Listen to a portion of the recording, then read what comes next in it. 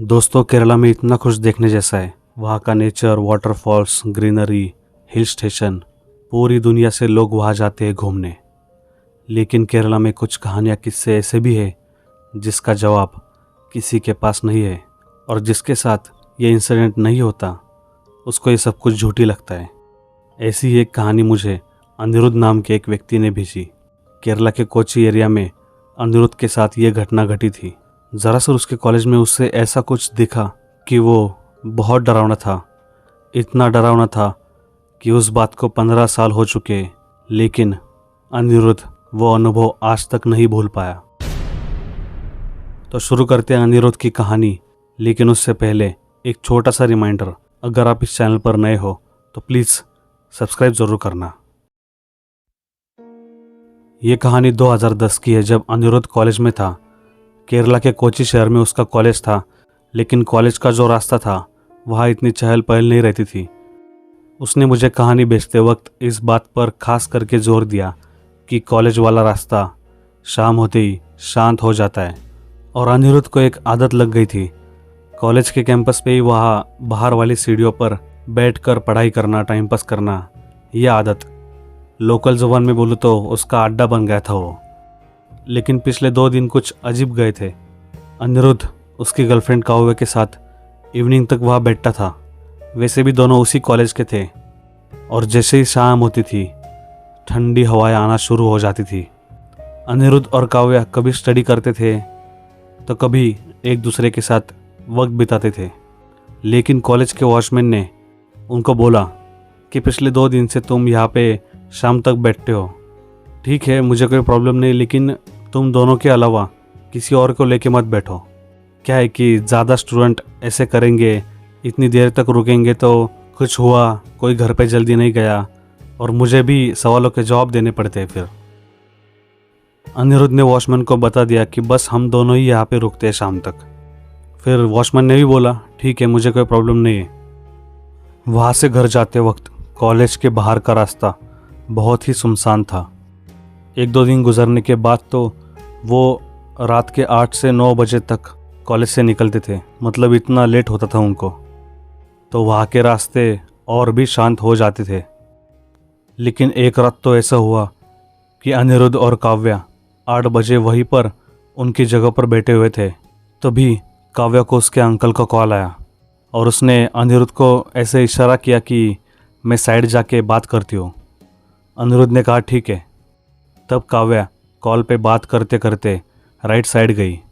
अनिरुद्ध वहाँ अकेला बैठा हुआ था, और अचानक अनिरुद्ध की नज़र लेफ़्ट साइड के दीवार के पास गई। वहाँ इतनी लाइट नहीं थी। रात में कॉलेज के एंट्रेंस पे लाइट होती है, और जहाँ वो बैठे हुए थे वहाँ एक लाइट थी, और जहाँ राइट साइड काव्या गई थी वहाँ भी लाइट नहीं थी। और वैसा ही लेफ़्ट साइड पे भी था।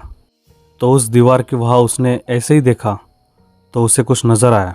वैसे दीवार थोड़ी दूर ही थी, तो अनिरुद्ध वहीं पर देखने लगा, क्योंकि उसे ऐसा लगा कि कुछ हिल रहा है वहाँ।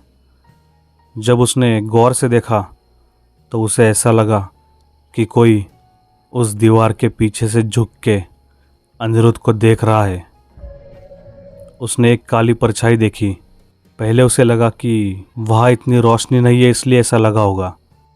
लेकिन वो काली परछाई जब 2 बार दीवार के पीछे गई और छुप छुप के उसे देखने लगी, तब उसे लगा कि कुछ तो गड़बड़ है। जैसे किसी ने 2 बार अपनी मुंडी बाहर निकाल के दीवार के पीछे से देखा हो, ऐसा उसे महसूस हुआ। अनिरुद्ध उठ के खड़ा हो गया, और उसके मन में था कि वहाँ जाकर देखो कि कौन है जो वहाँ से देख रहा है मुझे, और ये बस आज की बात है या इतने दिनों से कोई देख रहा है मुझे वहाँ। लेकिन जब वो खड़ा हुआ तब वहाँ उसे कुछ दिखा नहीं, बस दीवार थी और आजू बाजू छोटे पेड़ थे। वो उधर देख ही रहा था कि तभी उसके कंधे पर किसी ने हाथ रखा।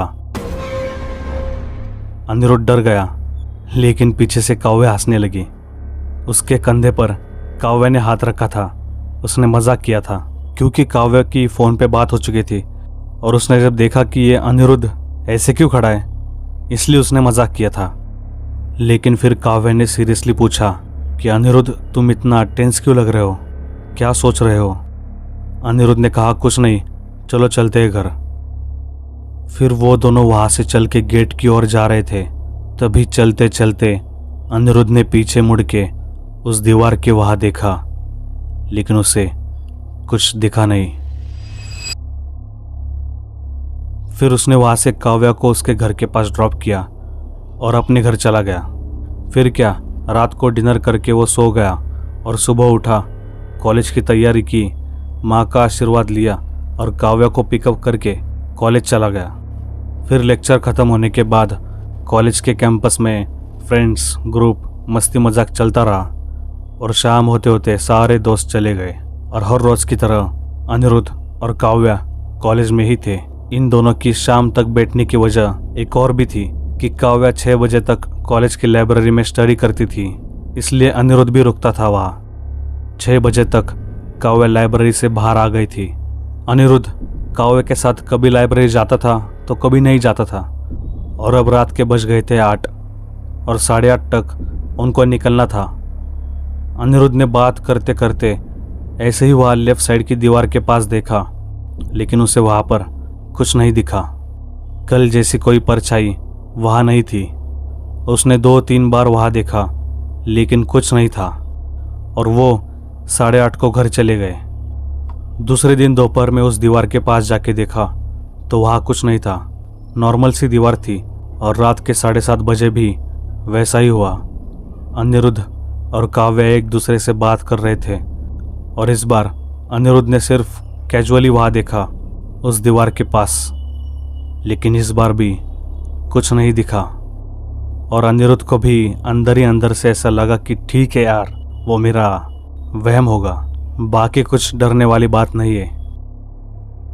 लेकिन तीसरे दिन जब काव्या 5:30 बजे ही घर गई थी क्योंकि उसे कुछ अर्जेंट काम था, तो तब एक एक करके अनिरुद्ध के सारे दोस्त वहाँ से चले गए और काव्या ने एक कॉल करके अनिरुद्ध को बताया कि मैं 7 बजे तक वापस आऊँगी।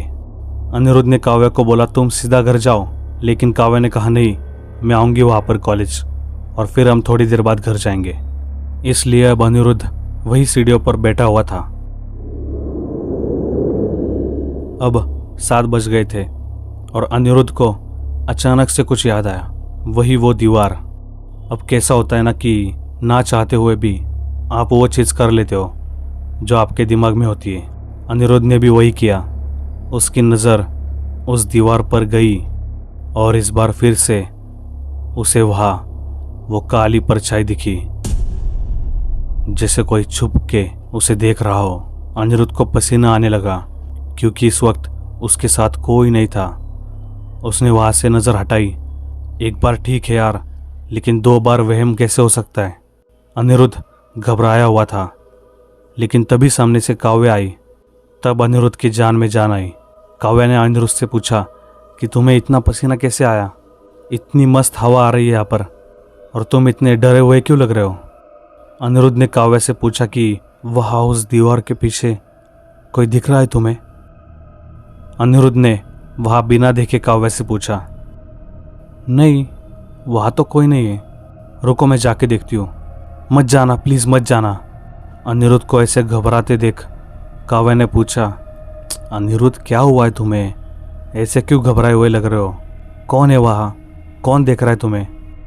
अनिरुद्ध ने धीरे धीरे करके उस दीवार की ओर देखा, लेकिन वहाँ पर तो कोई नहीं था। पागल हो गए हो क्या तुम, हॉरर मूवीज़ देख रहे हो क्या। काव्या ने थोड़ा मूड लाइट करने के लिए ये बोला। इस पर अनिरुद्ध ने कहा, तुम्हें मेरी ये बात झूठ लग रही है ना, तो देखो वहाँ, देखते रहो, वहाँ से हम नज़र नहीं हटाएंगे चाहे कुछ भी हो जाए। फिर 5 मिनट गए, 10 मिनट, 15, 20 मिनट तक वो दोनों उसी दीवार को देखते रहे, लेकिन कुछ नहीं हुआ। वहाँ पे उनको कुछ नहीं दिखा। फिर थोड़ी देर बाद वॉचमैन उनके पास आया और उसने उनको घर जाने के लिए कहा क्योंकि बहुत लेट हो गया था। अनिरुद्ध घर तो गया, लेकिन उसके दिमाग में वही परछाई आती रही।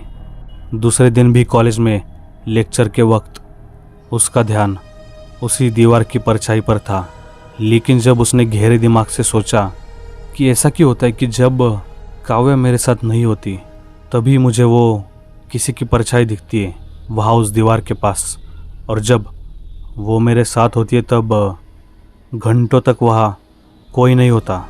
ऐसा क्यों होता है? कहीं ये सब कुछ काव्या का किया धरा तो नहीं है? कहीं वो तो नहीं कर रही है सब मेरे साथ?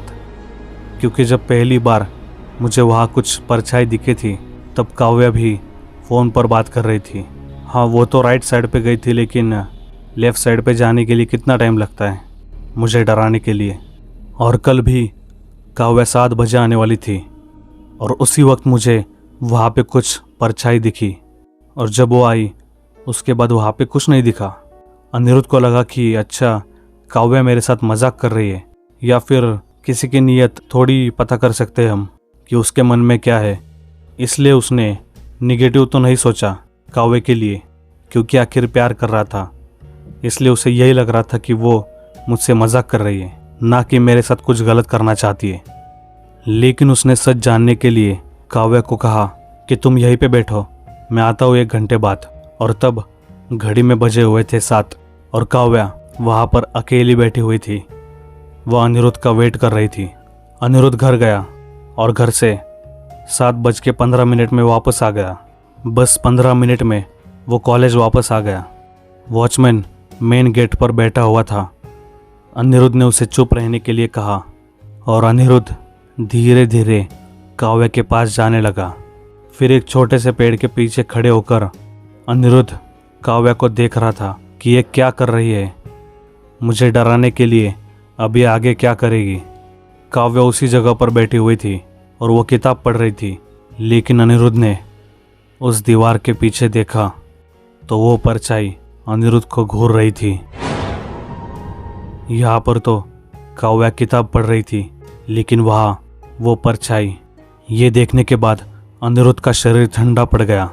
वो भागते भागते काव्या के पास गया और उसे कॉलेज से बाहर ले गया। उसे लग रहा था कि काव्या मजाक कर रही है, लेकिन काव्या तो वहाँ बैठी हुई थी। फिर भी उस लेफ्ट साइड वाली दीवार के पीछे उसे वो परछाई दिखी। उसके बाद अनिरुद्ध ने वहाँ बैठना ही छोड़ दिया और 6 बजे के अंदर ही वो कॉलेज से घर जाया करता था।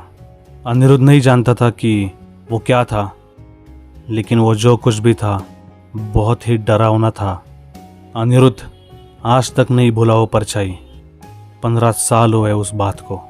आपको ये कहानी कैसी लगी कमेंट करके ज़रूर बताना। आपके साथ कभी कुछ ऐसा एक्सपीरियंस हुआ है तो आप मुझे इस मेल आईडी पर मेल कर सकते हैं, या फिर डर का सफ़र इस इंस्टाग्राम हैंडल पर डीएम कर सकते हैं। अगर आप अपने इस चैनल पर नए हो तो प्लीज़ सब्सक्राइब कीजिए, क्योंकि मुझे ज़रूरत है। मिलता हूँ आपसे अगली कहानी लेकर। शुक्रिया।